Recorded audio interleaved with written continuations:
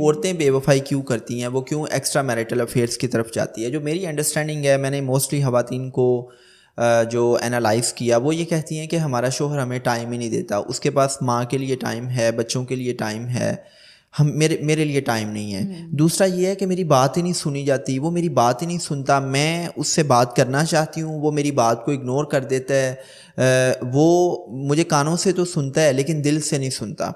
Right. اچھا, جب ایک عورت کو نہیں سنا جاتا, جب آپ اس کی بات کو اکنالج نہیں کرتے, جب آپ اس کو گھر میں عزت نہیں دیتے, جب آپ اس کے رائٹس کے لیے سٹینڈ نہیں لیتے, تو وہ عورت ایموشنلی سٹارو ہو جاتی ہے, اس کے اندر ایک جذباتی بھوکھا پن پیدا ہوتا ہے. چونکہ دیکھیں جویریہ, میں لاسٹ ٹائم بھی یہ کہا تھا کہ کسی بھی انسان کی جو بنیادی ضروریات ہیں وہ اپنی جگہ پہ اہم ہیں, لیکن جو اس کی ایموشنل نیڈس ہیں, اگر آپ اس کو اگنور کریں گے تو آپ کی لائف میں بڑے کرائسس آئیں گے. جب ایک عورت کی ایموشنل نیڈس پوری نہیں ہوتی تو وہ عورت پھر ایکسٹرا میریٹل افیئرس کی طرف جاتی ہے. اب ایموشنل نیڈس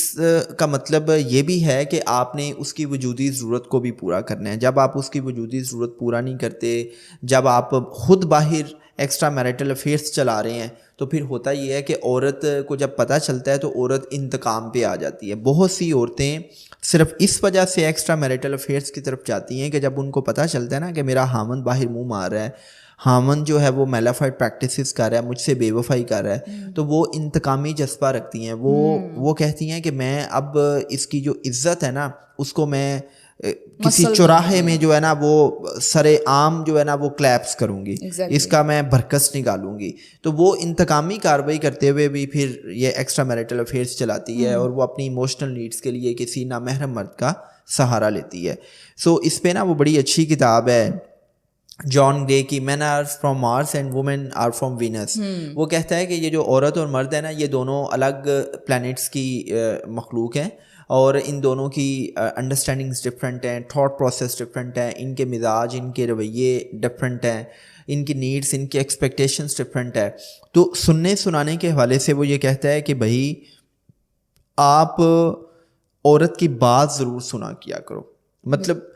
جب بھی ایک عورت آپ سے کوئی مسئلہ ڈسکس کرتی ہے نا, تو وہ آپ سے اس مسئلے کا سلوشن نہیں مانگ رہی ہوتی, وہ جسٹ اپنا کتھارسس کرنا چاہ رہی ہوتی ہے. اور سائیکالوجسٹ یہ کہتے ہیں کہ ایک عورت 24 گھنٹے سے زیادہ اپنے من کے اندر کوئی بات نہیں رکھ سکتی. جو ہم کہتے ہیں نا کہ عورتیں چگلی کھاتا بہت کرتی ہیں, ڈیٹا ٹرانسفر کرتی ہیں, یہ BBC بن جاتی ہیں, CNN بن جاتی ہیں. اس کی وجہ یہ ہے کہ عورت کی فطرت میں ہے کہ عورت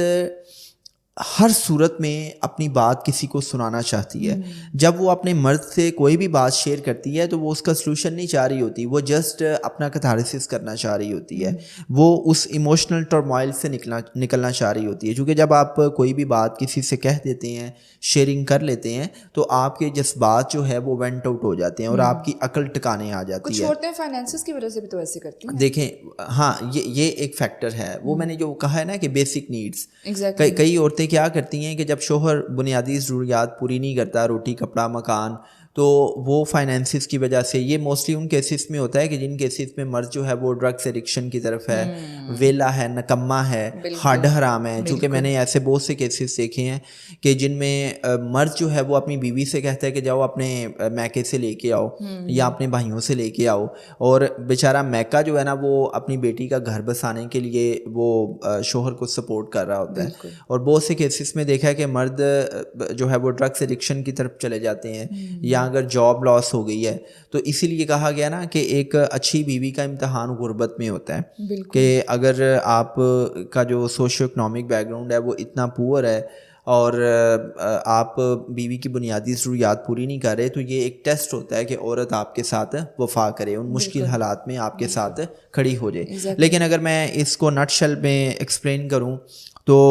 عورتوں کو یہ چاہیے کہ وہ ایٹ لیسٹ گھر کی ذمہ داریوں کے ساتھ ساتھ اپنی پرسنل گرومنگ پہ فوکس کریں, اور جب مرد گھر آئے تو گھر آتے ہی وہ شکایات کی لسٹ نہ کھول دیا کریں, اس کا حال احوال پوچھیں, اس کی دلجوئی کریں. مرد کے لیے باہر کی دنیا جو ہے وہ آزمائش ہوتی ہے, وہ باہر سے تھکا ہوا آتا ہے, اس کے لیے گھر جو ہے وہ ایک سکون کی جگہ ہے. اگر گھر آ کے بھی اس کو سکون اور خوشی نہیں ملے گا تو وہ ظاہری سی بات ہے باہر کی دنیا میں وہ سکون اور خوشی تلاش کرے گا.